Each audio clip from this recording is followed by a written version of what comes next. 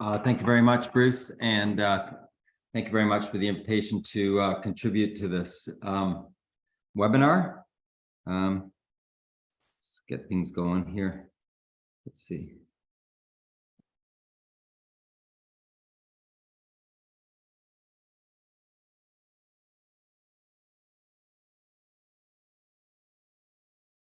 Okay, can everyone see okay and see my screen all right?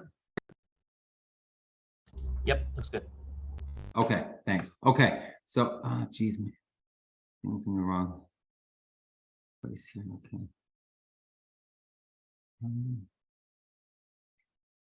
Sorry, I'm struggling with my screen a bit here. Okay, I think I got this all right. Okay, all right, so I'm going to talk to you a little bit about bio-catalysis. So Jeremy talked a lot about different chemo-catalytic approaches to valorize the lignin.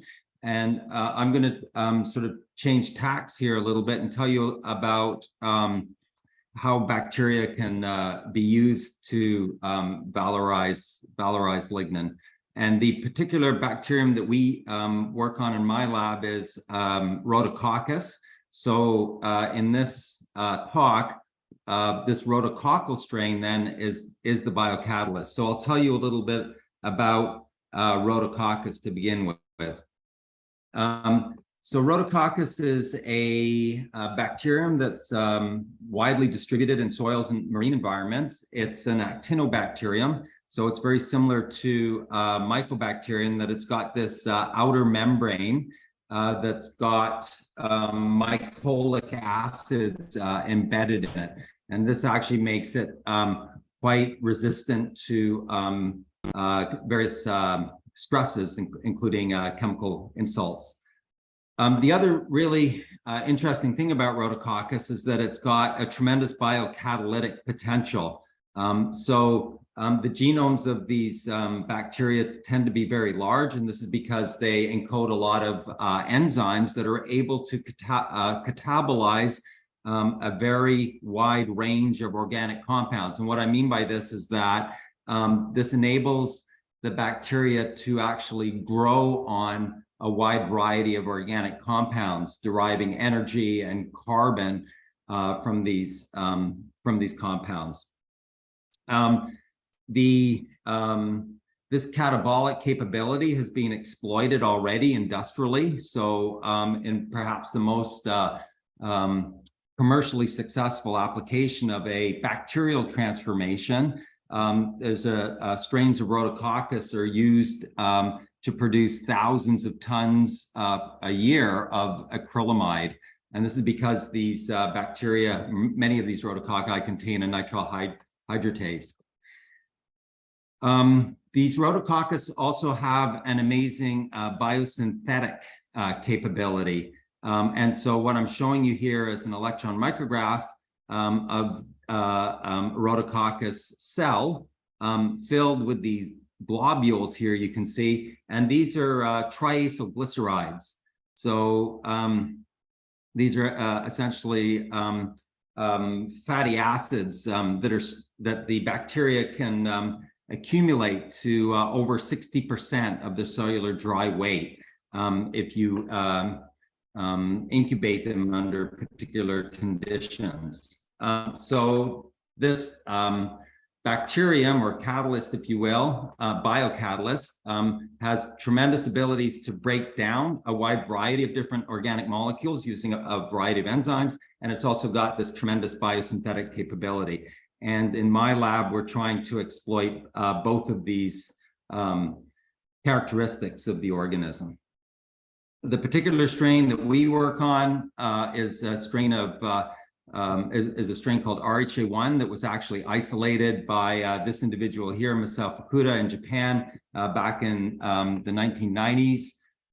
We determined in collaboration with Masao, we sequenced the genome of this organism. I mentioned that these bacteria have very large genomes. This one is almost 10 megabases. And so this reflects just the large number of different kinds of enzymes that the genome encodes for. So as I sort of alluded to already in my lab, we're sort of our overall objectives is one is to harness the catabolic capabilities of Rhodococcus to convert lignin depolymerization products. And the kinds of products I'm talking about here are those that some of the ones that Jeremy mentioned in his talk. So these alkyl guaiacols, for example.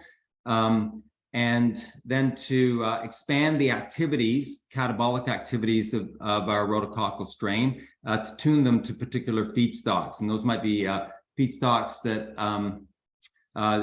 different kinds of lignin depolymerization products that might arise from the different source of lignin that's being used, or the different methods that are used to depolymerize that lignin.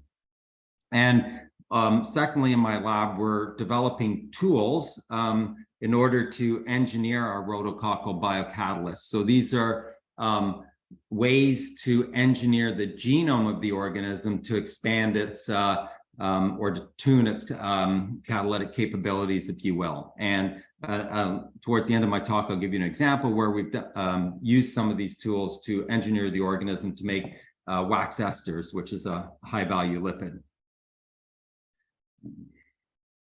Okay, so I guess I won't belabor this point too much. Jeremy sort of introduced you to what lignin is and where it's derived from. It's this heterogeneous aromatic polymer, and it can make up to 30% of woody biomass here in Canada, especially in the Pacific Northwest. We've got a lot of these pulp and paper mills. These are producing, a typical Canadian paper mill will produce about 500 tons of pulp per day and over 1,000 tons of lignin every day. This lignin is actually in these biorefineries, if you will. They are used to, the lignin is actually burned in order to drive the pulping process, which is actually a very low value application of the lignin. The forestry industry in Canada is actually on the decline because of the declining market for paper. So clearly, a valorization of the lignin alongside the polysaccharides is really a transformative and enabling opportunity, as Jeremy has sort of alluded to. We'd like to convert the lignin to higher value products and, of course, replace petroleum-based materials and chemicals with environmentally sustainable products. Because I'm talking to a UK audience, I thought I'd just point out that the forest industry in Canada actually first arose during the Napoleonic Wars, when the French closed the Baltic to the British, and so the British Navy needed another source of timber for their to repair their ships and build their ships.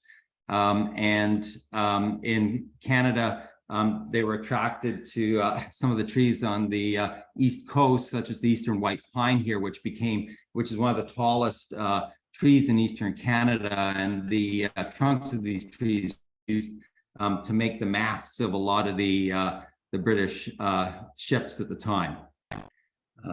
Sorry, can people still see my screen? I see that I've got this odd message here. Yes, we can still see it. Yeah. Okay, great. So one of the sort of exciting, so you can see sort of the forest industry in Canada has undergone a number of transformations over the decades, if not centuries, actually. So one of the emerging strategies for valorizing lignin alongside polysaccharides is this tandem chemical and biological catalysis. So Jeremy's already talked to you about the chemical catalysis. This tandem process coupling sort of a chemocatalytic conversion followed by a biological conversion was first presented as a viable strategy by Greg Beckham at NREL. So in the strategy, the biomass is first subject to a bio-catalytic treatment to yield lignin-derived monomers and a polysaccharide fraction. And then these lignin-derived monomers can be transformed using microbial cell factories, such as engineered Rhodococcus. As you've probably appreciated from Jeremy's talk, the mixture of lignin-derived monomers depends on the chemocatalytic process and the feedstock that's utilized. And so our biocatalyst has to be tuned in order to be able to efficiently convert the mixture of lignin-derived monomers that are produced. One of the reasons why biocatalysts or bacteria in particular are so well suited for this kind of application is because they are able to degrade, i.e. transform, a very wide variety of aromatic compounds. And what's very interesting in these bacteria is that the catabolic pathways that they utilize to convert aromatic compounds are organized in One second, Lindsay. Have you moved on from the mastpine slide? Oh, yeah, that was like ages ago, actually. Sorry. One second. So it says my screen sharing is paused. That might have been an accidental button push, so you can probably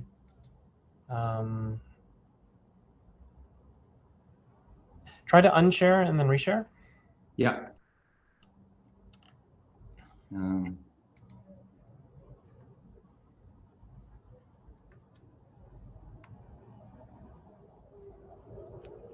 Okay.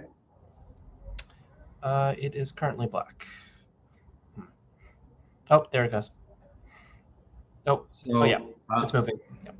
Okay, so we're on this slide now where I've talked about tandem chemical and biological catalysis here. Yep. Okay, so okay, so I just to recap quickly, I was talking about how the sort of this emerging approach that was developed first by Greg Beckham's group involves sequential chemocatalytic transformation of the biomass to generate this mixture of lignin-derived monoaromatic compounds, followed by a biocatalytic conversion of this mixture of compounds to a variety of different products. The nature of the aromatic monomers that's generated in this chemocatalytic process, as we've sort of seen in Jeremy's talk, is depends on the chemocatalytic process and the source of the lignin. Sorry, I got this very okay. So so what I was saying was these bacteria are very well suited for this application because they're able to bacteria able to grow on, i.e. catabolize a very wide variety of aromatic compounds. And what's particularly useful is that the catabolic pathways that these bacteria utilize to grow on these compounds are organized in a convergent fashion.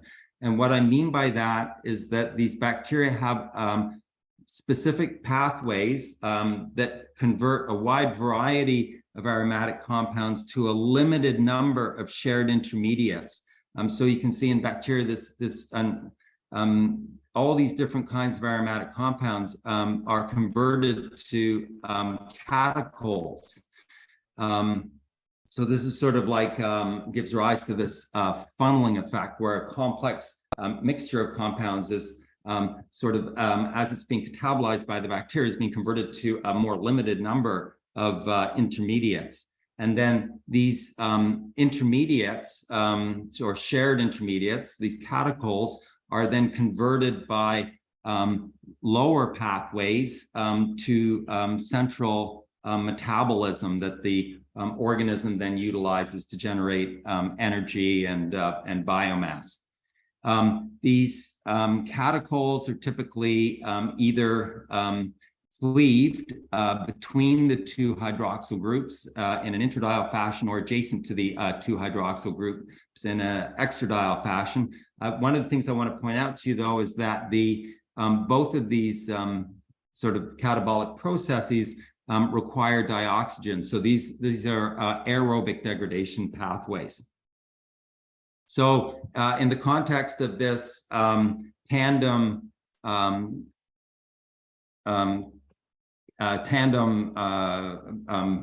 chemocatalytic and biocatalytic approach, then the biomass or the feedstock would be fractionated using a chemocatalytic approach to this mixture of aromatic compounds, and then would be converted biocatalytically to specific products such as adipic acid or these wax esters. So we refer to this as biological funneling because of this convergent nature of the catabolism. As I've mentioned, the precise mixture of aromatic compounds that one gets from the chemocatalytic step depends on a variety of factors, but obviously this is only going to work if our biocatalysts, our engineered bacteria, are able to convert the aromatic compounds that are the product of this this catalytic fractionation. One of the things we've been doing in my lab is screening environmental isolates, i.e. bacteria that occur in nature that are able to grow on these different aromatic compounds. So as Jeremy's already pointed out, reductive catalytic fractionation of biomass gives rise to alkyl guaiacols and alkyl phenols. And so we need bacteria that are able to convert these compounds. And so this sort of like illustrates our workflow in the lab. So we identify the aromatic compounds that are generated in the chemocatalytic approach, use these to screen various environmental samples from soils, from compost, to identify and isolate bacteria that are able to grow on these compounds. And then we can characterize the pathways and enzymes that are responsible for the degradation of these compounds using a combination of genomic analyses, transcriptomics, when we see whereby we see which genes are being upregulated, i.e. used to degrade particular compounds. And then we can verify that those genes and enzymes are responsible for the degradation by either deleting those genes in a targeted fashion and seeing how that influences the ability of the organism to grow on these compounds, or purify the enzymes and demonstrate their activity. I'm just showing you how we've applied this. Should back up maybe and just say that so we were when we screened a compost from a farm, a local farm, we isolated a strain of Rhodococcus that was able to grow on alkyl phenols and alkyl guaiacols that result from reductive catalytic fractionation. And then by using transcriptomics, we were able to identify pathways in this organism, which we call EP4, identify pathways responsible for the degradation of the alkyl phenols and the alkyl guaiacols, propylguaiacol in this case. I'm showing you up here the genes responsible for this degradation organized in the genome of the organism. And these are the individual enzymatic steps of the pathway responsible for the conversion of these aromatic compounds to central intermediates. And what you can see here is that this pathway responsible for the degradation of alkyl phenols and alkyl guaiacols displays this principle, or is organized in a convergent fashion. So both of these compounds are converted to an alkyl catechol, which is then further degraded in a meta fashion. And I won't go into it in much detail here, but the enzyme that's responsible for the initial transformation of the alkyl guaiacols is a cytochrome P450 that we've further characterized.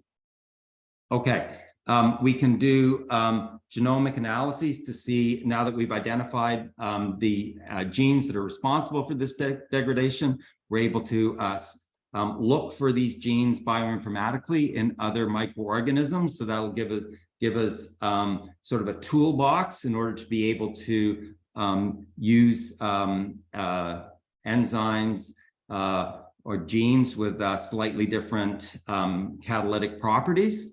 I'm also showing you here an experiment in which we knocked out both the gene coding for the P450 and the gene coding for the extradiol cleavage enzyme. And you can see that when we knock out P450, for example, the mutant is no longer able to grow on the propyl-guaiacol, but still grows on the ethyl phenol.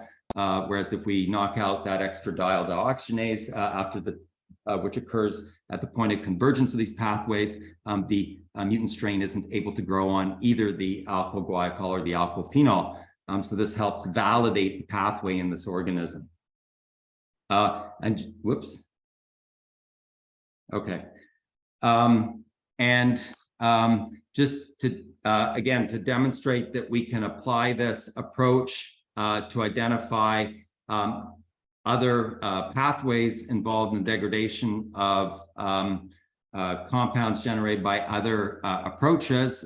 So we saw how oxidative catalytic fractionation gives rise to a different set of aromatic compounds. So in this case, and I think Shannon's going to talk about this more, but under one set of conditions, the primary monomers that are generated are vanillin and this compound here, acetovanillone. Acetovanillone also turns out to be a major monoaromatic found in black liquor generated in the craft pulping process.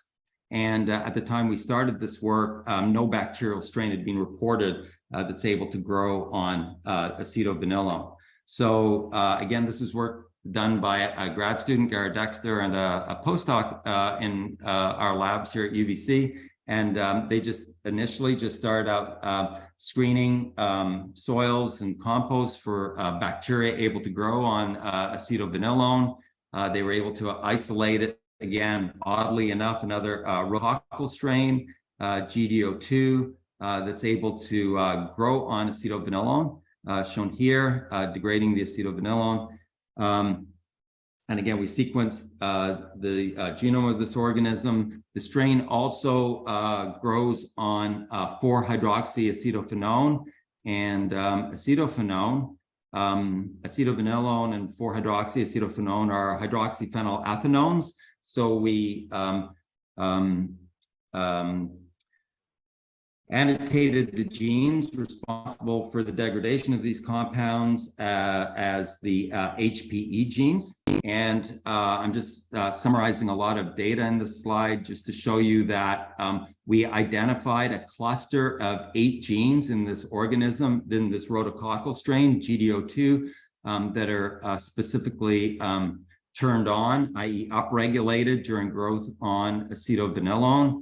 We did bioinformatic analysis of these genes to demonstrate, to predict a pathway by which that the organism was utilizing to degrade the acetovanillone. So as you can see here, we're predicting it to initially be phosphorylated and then carboxylated by this three-component carboxylase, then dephosphorylated, and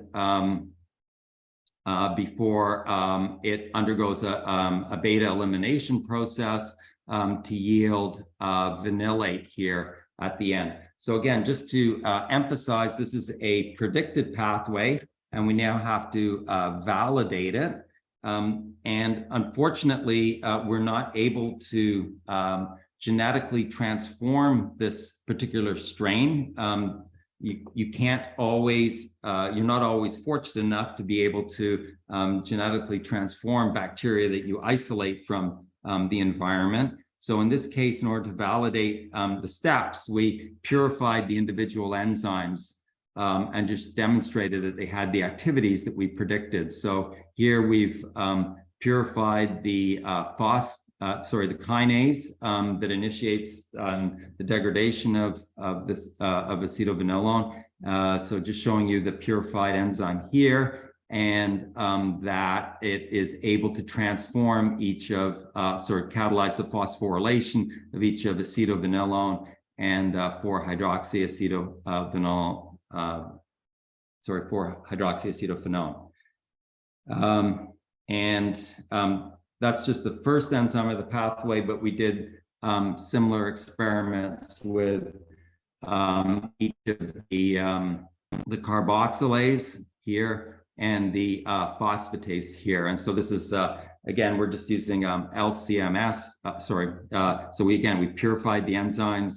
And in this case, we actually synthesized the acetovinyl phosphate and then incubated it with each of the purified enzymes, monitoring their transformation by HPLC. And then, of course, we did MS analyses just to demonstrate that the reaction products in this case, so the carboxylated compound and then the dephosphorylated product were indeed what we predicted them to be. So that was cool. This pathway appears to be what we predicted it to be. We also can do further characterization of the enzymes, showing the carboxylase, for example, has a higher specificity for the the phosphorylated acetophenone. So it has higher specificity for that than it does for the phosphorylated acetovinilone. And that's consistent with the fact that GDO2 actually grows faster on the 4-hydroxyacetophenone than on acetovinilone. Again, the pathway occurs in we predict the pathway to occur in a variety of organisms.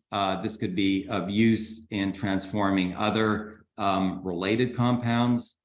And we've also demonstrated that our strain GDO2 is able to grow on a extract of oxidative catalytically fractionated lignin as a sole substrate. So just showing you the growth of the organism here and the black dotted lines with the depletion of vanillin, acetovinilone, and vanillate that's in the OCF mixture. And it's also able to degrade some of these other acids, organic acids that are found in the extract.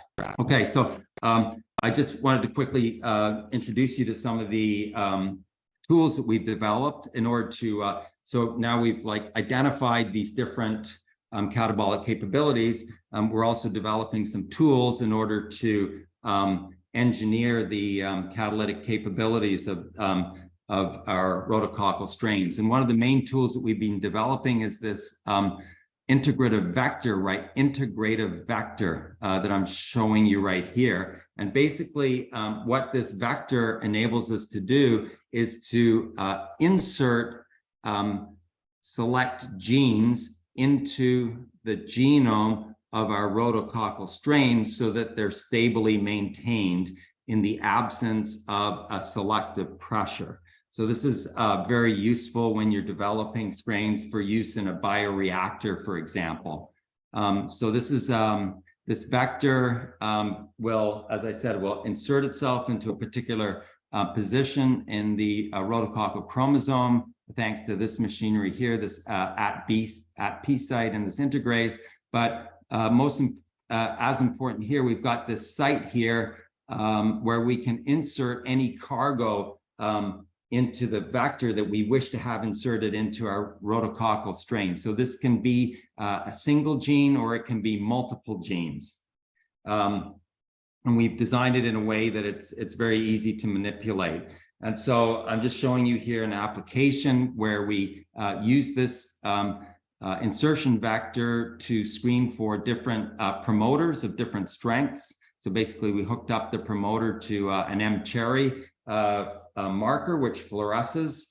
So very easy to monitor the expression level of the gene, and therefore to determine the strength of different promoters. So this is nice when we want to design our biocatalyst and use promoters of different strengths to express different genes, different levels in the strain. We've also engineered promoters so that we're able to turn them on and off at will. So this is useful for expressing genes under different conditions. And this is just showing you an application now where we've taken this vector, this insertion vector that I've shown to you, and used it to insert that entire 8-gene HPE operon that we identified in GDO2 that was responsible for the strain's ability to grow on acetovinilone. So we took that 8-gene operon and inserted it into our strain RHA1. And you can see when we do that, RHA1 acquires the ability to grow on acetovinilone. And in fact, because we've inserted these genes under control of a strong promoter, you can see that our engineered strain grows on acetovinilone more efficiently or faster than it does than the wild type strain does. We've also used these insertion vectors to engineer Rhodococcus to synthesize wax esters. So as I mentioned earlier in my talk, Rhodococcus has got this incredible ability to synthesize large amounts of triacylglycerides that it stores as lipid bodies. So triacylglycerides in Rhodococcus are synthesized by the Kennedy pathway. So this is the structure of this pathway suggests that it can be manipulated or the carbon flow can be diverted so we can synthesize wax esters instead of triacylglycerides. Wax esters are used as lubricants and cosmetics and were initially harvested from the head cavities of sperm whales. Nowadays, they're made from petroleum products and or naturally are harvested from jojoba.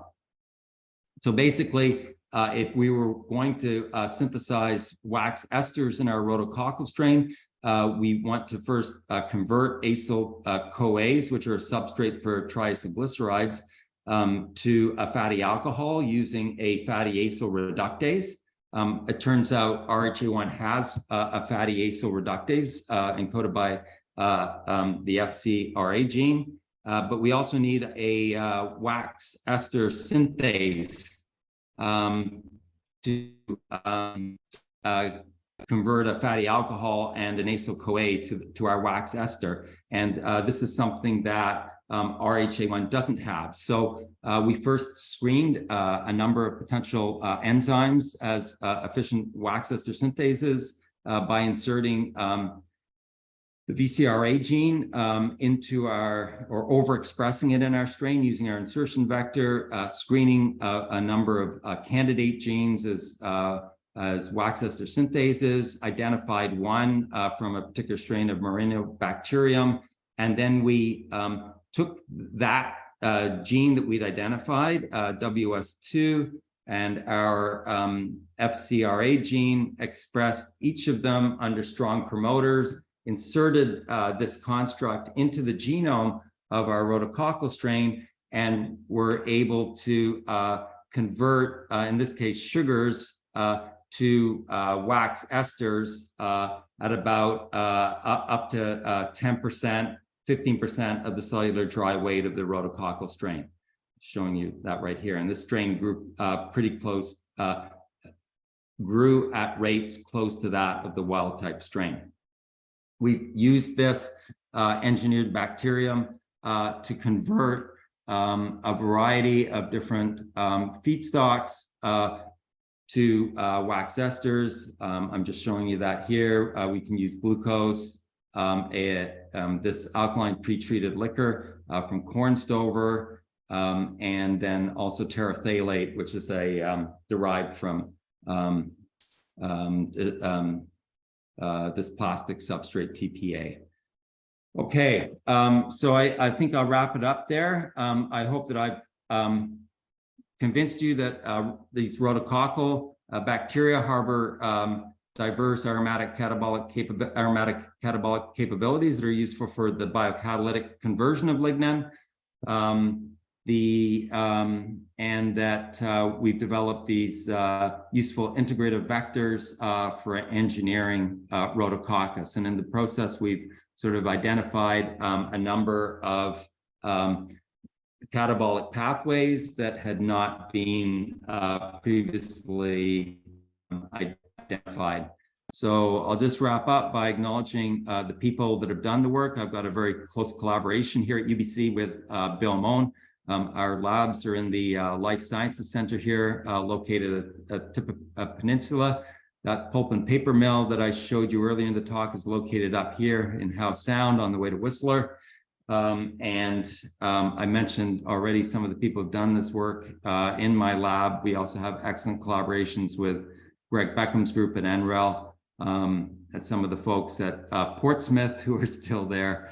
And I'd like to acknowledge NSERC and Genome Canada, especially for supporting our research. So thank you very much. Thank you, Lindsay. That was an excellent talk.